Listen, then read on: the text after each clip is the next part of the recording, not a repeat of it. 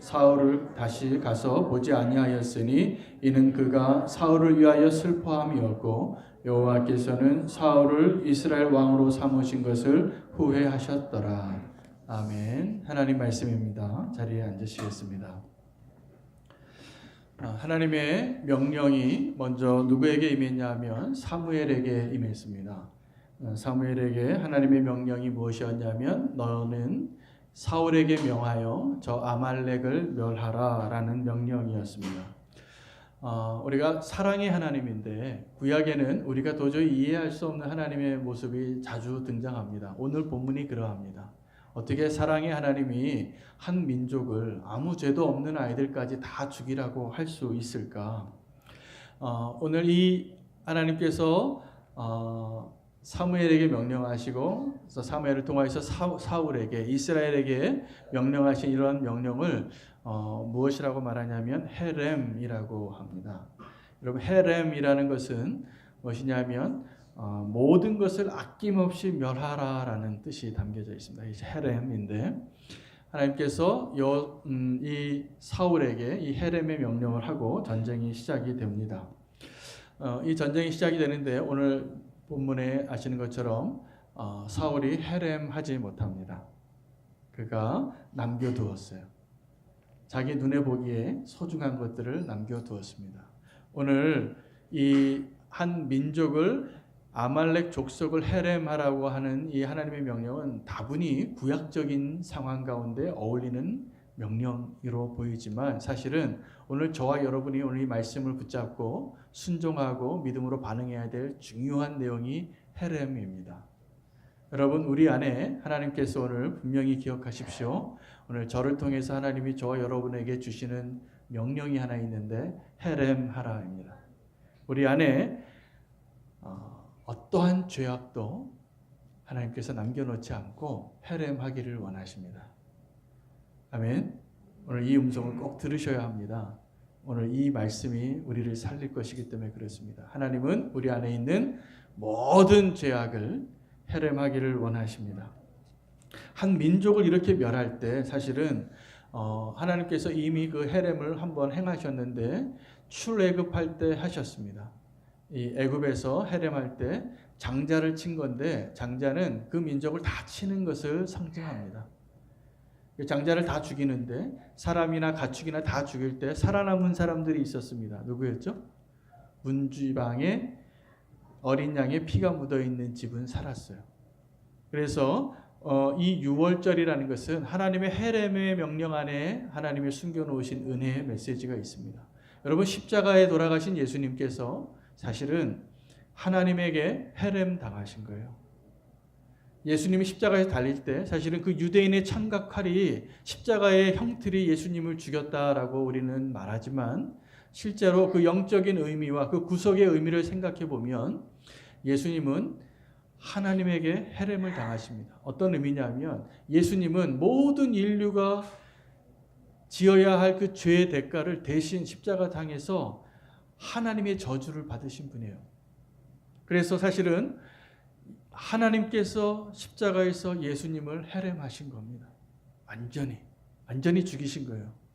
예수님이 간청을 하셨는데도 겟세마네 동산에서 그렇게 간청하셨는데도 하나님은 예수님을 그렇게 헤렘하셨습니다. 누구를 위하여일까요? 네, 저와 여러분을 위해서입니다. 그래서 이 하나님의 헤렘에는 하나님의 진노와 하나님의 미워하심과 하나님의 사랑이 함께 포함되어져 있는 것을 우리는 반드시 알아야 합니다. 그러면 하나님께서 왜 이 사무엘에게 또 사울에게 이 아말렉을 헤렘하라고 하셨을까요? 오늘 성경에 보면 이 아말렉 족속이 출애굽할 때 이스라엘 민족이 이 가나안 땅에 들어올 때 그들을 돕지 않고 그들을 심판하고 멸망을 했는데 어느 정도였냐면 나중에 이 아각이 죽일 때 사무엘이 그 말을 해요. 네가 그 여인들의 자녀가 씨도 남기지 않고 다 죽였던 것처럼 네가 그렇게 죽임을 당하리라. 그렇게 하고 사무엘이 이 아말렉의 왕, 살아남았던 왕 아각을 죽이게 됩니다. 이 하나님의 헤렘 안에 오늘 하나님의 완벽한 구원의 계획이 있는 걸 우리는 알아야 합니다. 여러분 왜 이 사울이 지금 이 아말렉을 향하여 공격을 해야 되냐 하면 사실은 하나님께서 이스라엘 백성을 애굽에서 출애굽하는 것과 동시에 이 가나안 땅에 인도하시는 것은 두 가지의 목적을 다 이루시기 위한 하나님의 완벽한 계획 안에 있는 것이었습니다. 하나는 이스라엘 민족을 구원하시는 계획이고 또 하나는 이 죄악이 관영한 가나안 땅을 심판하기 위한 하나님의 목적이 이루어지시는 거예요. 그래서 이 때를 하나님이 기다리셨는데 이스라엘 민족이 애굽에서 노예로 400년 동안 신음하는 그 기간 동안에 그들이 아무리 하나님께 부르짖어도 하나님께서 그들을 도와주시고 보호하시면서도 노예 상태에 남겨두시고 기다리셨어요. 왜요? 이 가나안의 땅에 죄악이 아직 관영하지 않았기 때문이에요. 그들을 심판해야 하는데 사실 하나님께서 그들을 조금 더 기다려주시는 거예요. 그들이 회개하기를. 그 기다렸다는 것이 어떻게 우리가 오해하면 안 됩니다. 이 죄, 너희가 이 정도까지 죄를 지을 때까지 내가 기다려야 이런 게 아니라 하나님은 그렇게 기다리시는 분이 아니에요. 그때까지 하나님의 기준을 더 연장하시면서 그들이 회개하기를 기다렸는데 마침내 그들이 회개하지 않으니까 그들을 심판하기로 이제 결정하신 거예요. 누구를 통해서요? 이스라엘을 통해서. 그래서 이스라엘의 구원과 이 가나안 땅의 심판이 동시에 하나의 사건으로 이루어지는 것이 하나님의 계획이었는데 이들이 벌써 한 번 실패했습니다. 모세의 그 다음 지도자 후임자가 했던 여호수아가 가나안 땅에 들어가서 점령할 때 이스라엘 백성이 아직도 준비가 안 돼서 해렘하지 못해요. 그래서 남겨두었다가 400년을 더 고생합니다. 그것이 사사시대예요. 이제 사사시대가 끝나고 왕정시대가 되어서 첫 번째 왕에게 하나님께서 하나님이 그렇게 800년 동안 기다렸던 이 역사의 성취를 위해서 이 아말렉을 명하라 하신 거예요. 그래서 이 바로 전에 사울 왕이 첫 번째 왕으로서 겪었던 그 전쟁은 어떤 전쟁이었냐면 겨우 이긴 전쟁이었어요. 이 블레셋을 상대로 싸워야 하는데 이길 수 없는 싸움을 누구 때문에 이겨요? 요나단 때문에 이겨요.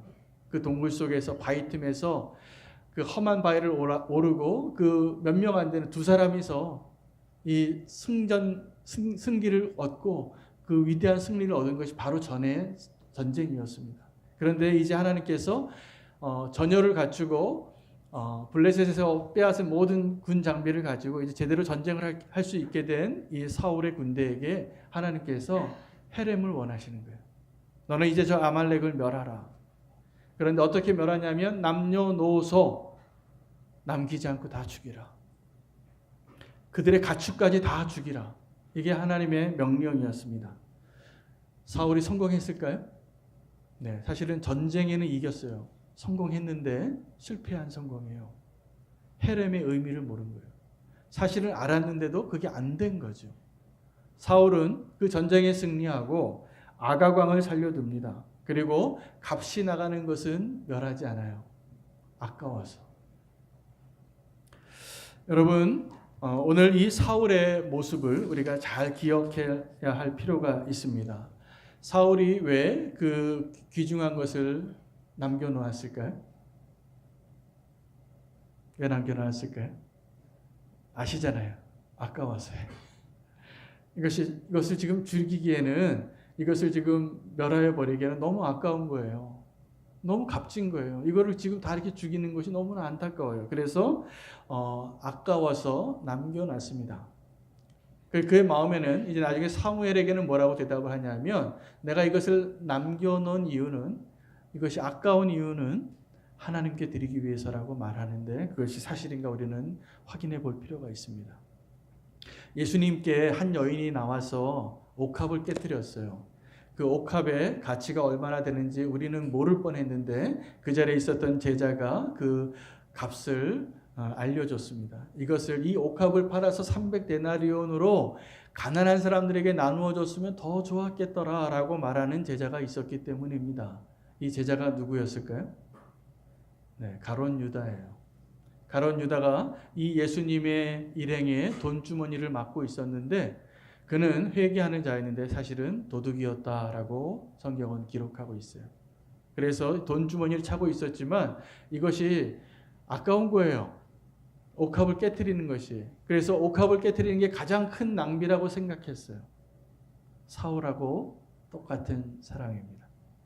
여러분, 이 사울과 이 가룟 유다가 어떤 공통점이 있냐면 아까운 거예요.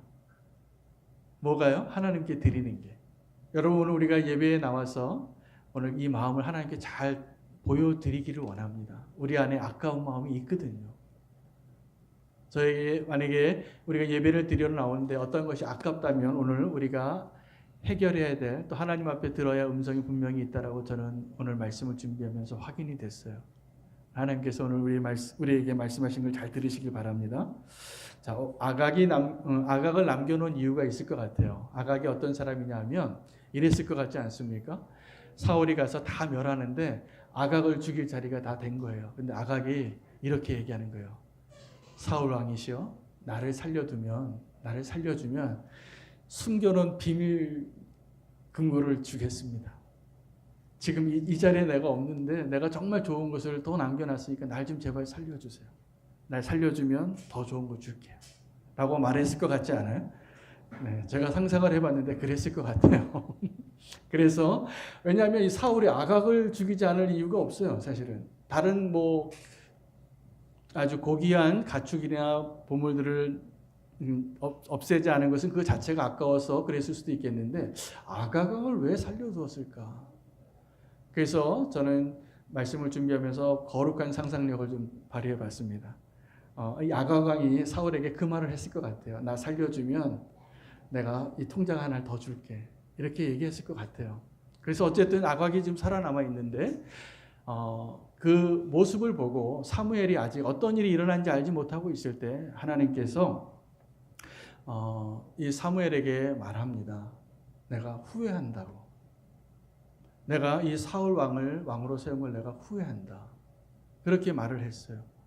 그랬더니 사무엘이 그날 밤에 그 이야기를 듣고 하나님 앞에 밤을 새고 통곡을 합니다. 하나님, 저 사울에게 그래도 기회를 주세요. 왜 그랬을까 생각을 해봤더니 이 사무엘은 약속을 지킨 거예요. 이 사울에게 자기의 리더십을 넘겨주면서 사사시대의 마지막 사사가 왕에게 왕정시대를 넘겨주면서 자기가 물러나면서 약속한 게 있었어요. 내가 이스라엘을 위하여 기도하는 것을 중단하는 죄를 짓지 않겠다. 여러분, 이렇게 사랑하는 마음으로 기도하는 사람은 하나님이 버린 사람을 향하여 눈물로 밤새울 수 있게 됩니다. 우리가 그러한 마음으로 기도하는 이 사무엘의 마음을 오늘 우리가 헤아릴 수 있으면 좋겠어요. 사무엘은 그렇게 하나님 앞에 순종하지 못한 모습으로 하나님께 버림받았는데 사무엘이 그를 위해서 밤새고 기도하는데 결론은 하나님의 결론을 바꾸지 못해요. 그리고 이제 사무엘이 그 다음날 사울 왕에게 갔는데 사울은 이 사무엘을 기쁨으로 맞이합니다. 승리했거든요. 그리고 남겨뒀지만 이것을 자기는 어떤 이유를 갖고 있었냐면 이것을 하나님께 드리는 가장 거룩한 제사로 드려야지라고 생각했던 거예요. 이 제물로, 이 온전한 소로, 이 깨끗한 양으로, 이 정말 상품의 가축으로 하나님께 제사를 드리면 하나님 얼마나 기뻐하실까라고 생각을 하고 있었기 때문입니다. 그런데 이 말을 처음에 하지 않아요. 그냥 사무엘이 오니까 평안하시니까 평안하다고 얘기해요. 그런데 이 사무엘이 이렇게 얘기합니다. 그런데 내 귀에 들리는 이 양의 소리, 소의 소리는 무엇이냐? 그때 사울이 그제서야 숨겨놨던 자기의 소중한 가축들에 대한 사실을 고백할 수밖에 없었습니다. 사실은 내가 하나님께 드리려고 남겨놨습니다. 그가 핑계를 대는 거죠. 자, 우리는 하나님 앞에 나올 때 이런 핑계를 잘 댑니다. 오늘 이 사울이 두 가지 핑계를 대요. 어떤 핑계를 대냐 하면 내가 하나님께 예배하는데 제물로 드리기 위해서 남겨놨다. 불순종한 건데. 또 하나는 이렇게 말합니다. 백성들이 그랬다는 거예요. 백성들이 저것을 남겨놨기 때문에 내가 그냥 허락해줬다는 것입니다. 여러분 혹시 백성들은 그랬을 수도 있을 것 같아요. 제가 보기에. 이 사울 왕이 다 멸하라라고 명령했어도 백성들은 그것이 아까워서 좀 남겨놨을 수도 있을 것 같은데 사울은 그러면 안 됩니다. 왜냐하면 사울은 사무엘을 통해서 그 명령을 받은 사람이에요.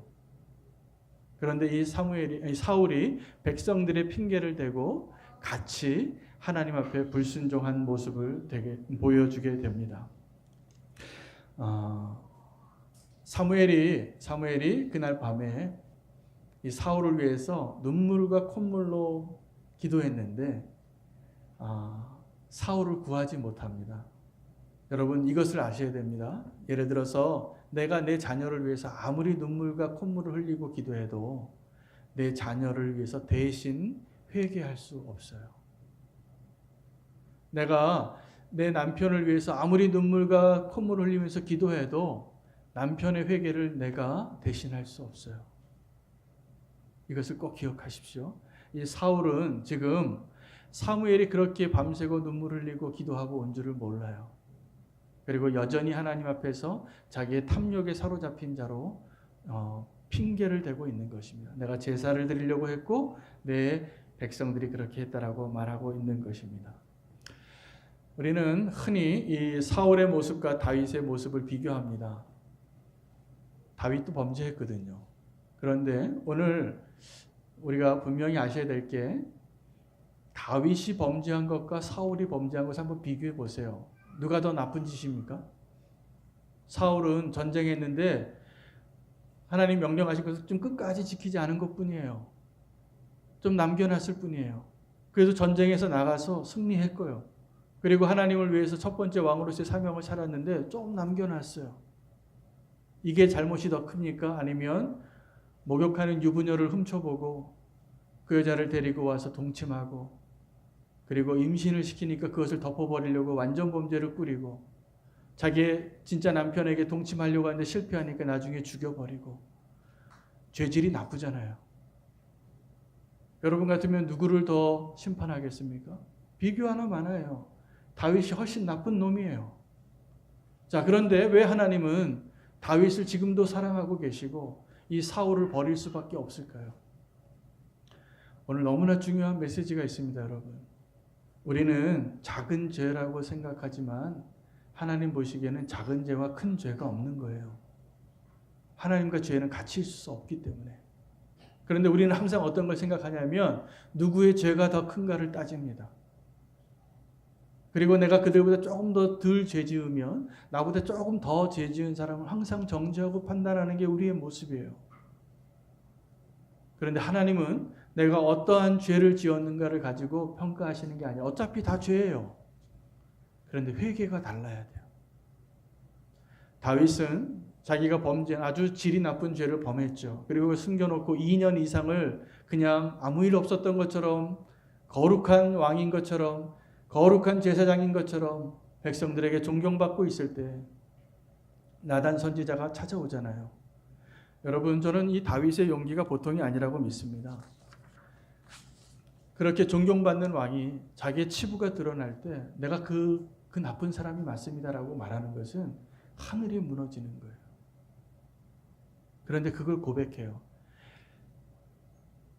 이스라엘의 역사, 유다의 역사 가운데 다윗의 이 죄가 다 천하에 다 드러나 있잖아요. 시편에도 나오고 자기도 시편을 써요. 자기가 범죄하고 나서.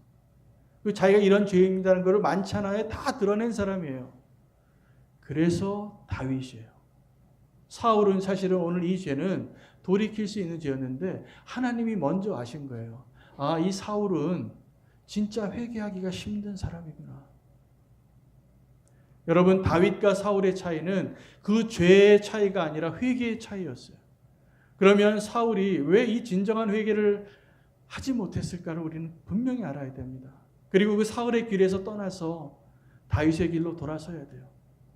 사울은 불순종한 예배자의 대표적인 사람이더라고요. 자기가 회개할 것을 생각하지 아니하고 하나님은 지금 너가 왜 이것을 남겨놨냐라고 했을 때 네, 주님 잘못했어요. 내 잘못이에요. 내가 탐욕 때문에 그랬어요. 욕심이 났어요. 그것을 지금 갖고 싶었어요. 라고 말했어야 되는데 그렇게 말하지 않아요. 예배를 드리기 위해서 남겨놨다라고 얘기해요.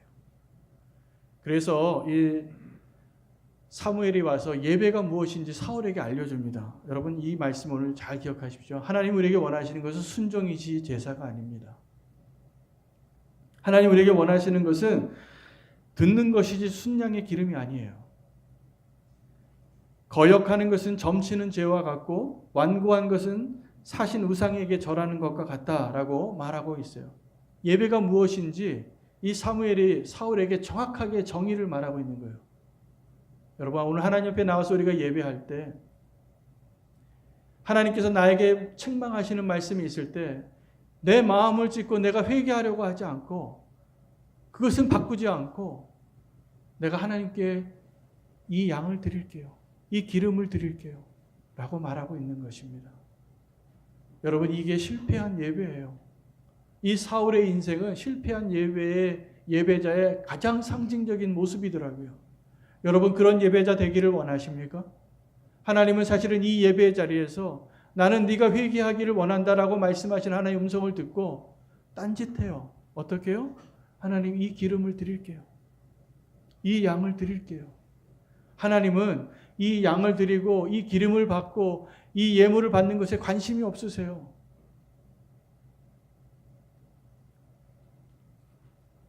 하나님이 원하시는 것은 우리의 진짜 회개입니다. 우리가 진짜 회개에 실패하는 이유는 우리 마음 안에 탐욕이 있기 때문이에요. 사울과 같은 사람들이 많습니다. 저도 그렇고 여러분도 아마 그럴 거예요. 우리 안에 욕심 없는 사람이 어디 있어요? 다 그래서 죄를 짓잖아요. 우리가 죄 짓는 것까지 하나님 뭐라고 하지 않으실 거예요. 그래서 십자가를 지셨으니까. 그러나 우리가 회개에 실패하는 것은 하나님 마음이 아프신 거예요.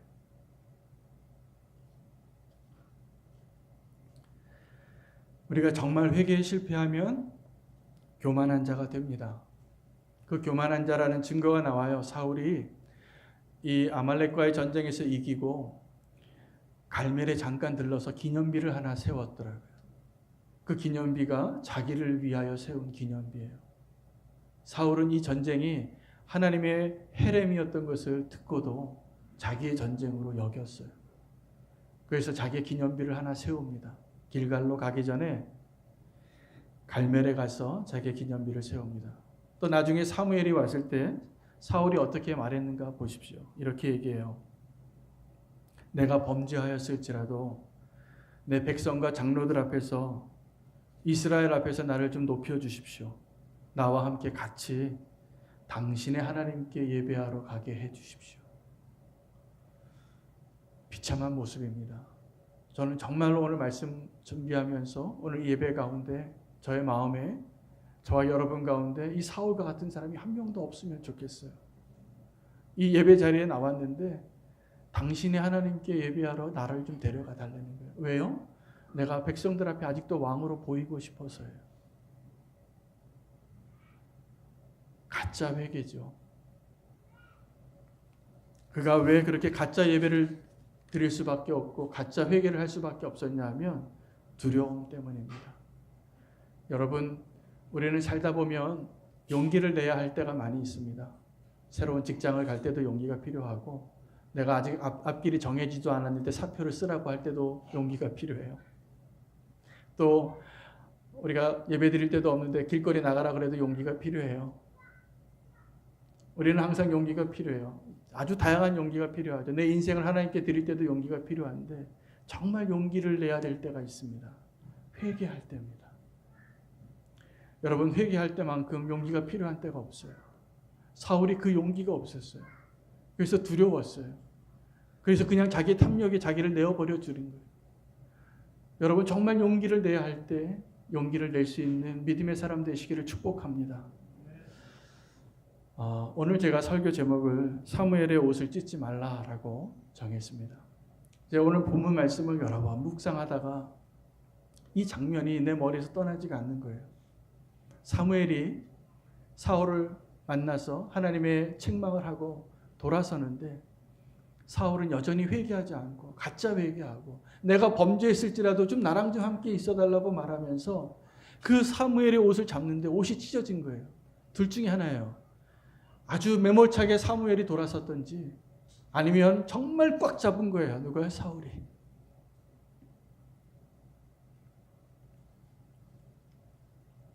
원래 옷을 찢는다는 행위는 아픔을 표현하는 행위입니다.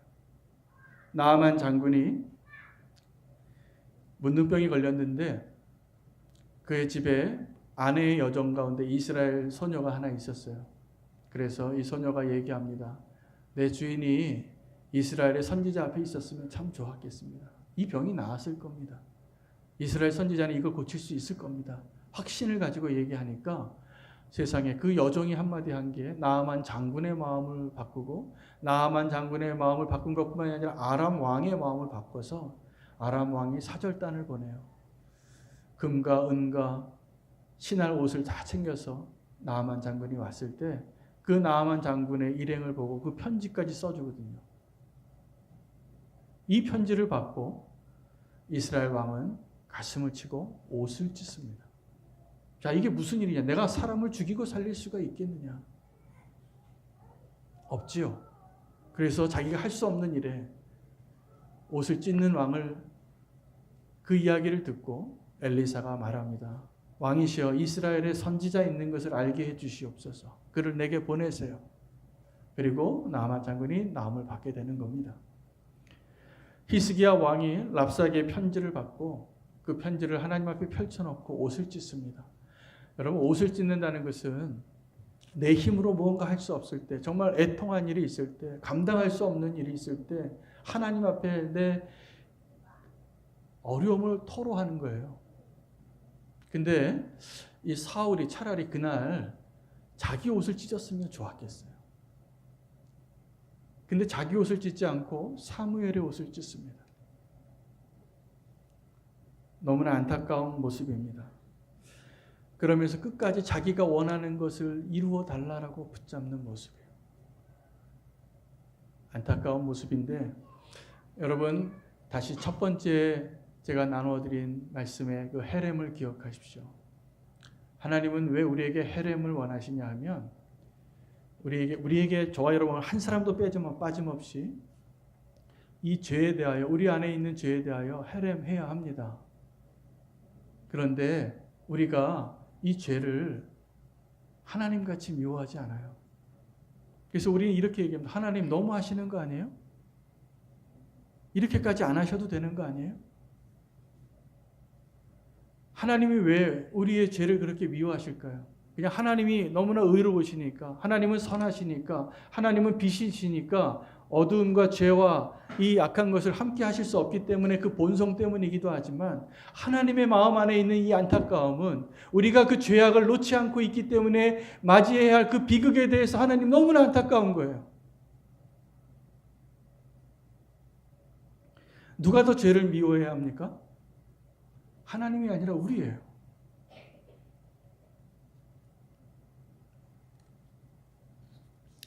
그런데 우리는 여전히 남겨놓은 죄를, 남겨놓은 탐욕을 숨겨놓고 하나님 앞에 그 옷자락을 붙잡고 사무엘의 옷을 찢고 있어요.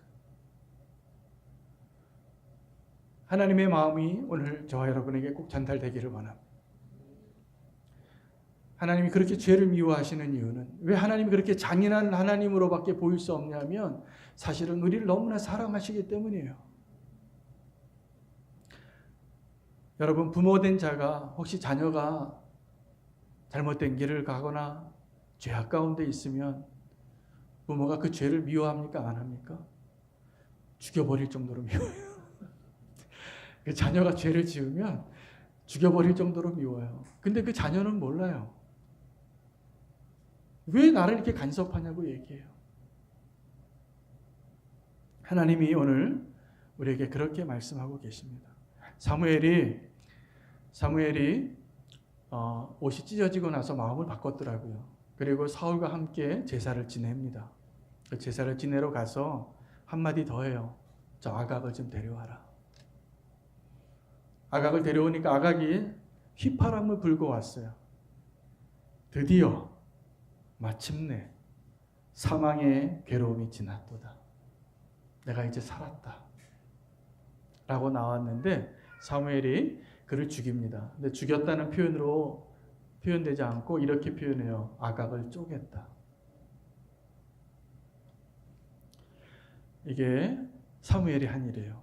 사실은 그 일을 누가 하길 원했냐면 사울이 하기를 원했어요. 하나님. 근데 사울은 그를 살려뒀어요. 그의 탐욕 때문이고 그의 두려움 때문이고 그의 교만 때문이었어요. 하나님의 사람 사무엘이 그 아각을 쪼개고 이제 그날 이후로 사울을 다시 보지 않습니다. 그게 사무엘이 지금 평생 하나님 앞에 살았던 사람처럼 마지막으로 행한 순종한 모습이에요. 여러분, 사울이 되지 않기를 바랍니다. 너무나 안타까운 거예요. 하나님이 후회할 정도로. 죄로 치면 다윗이 훨씬 나쁜 죄를 지었잖아요. 그러나 다윗의 회개와 사울의 회개가 너무나 다른 거예요.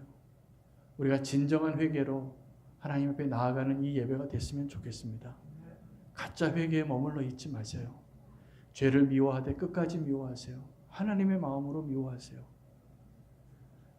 누구를 위해서냐면 나를 위해서예요.